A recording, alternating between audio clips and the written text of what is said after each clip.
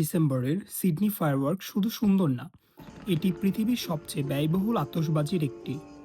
এক রাতে আলো জ্বালাতে খরচ হয় প্রায় 6.3 মিলিয়ন AUD, মানে বাংলাদেশি 50 কোটি টাকারও বেশি। হাজারো ফায়ারওয়ার্ক, হারবার ব্রিজ থেকে অপেরা হাউস, সবকিছু সেকেন্ডে সেকেন্ডে হিসাব করা। কিন্তু সবথেকে ইন্টারেস্টিং বিষয়টা কি জানেন?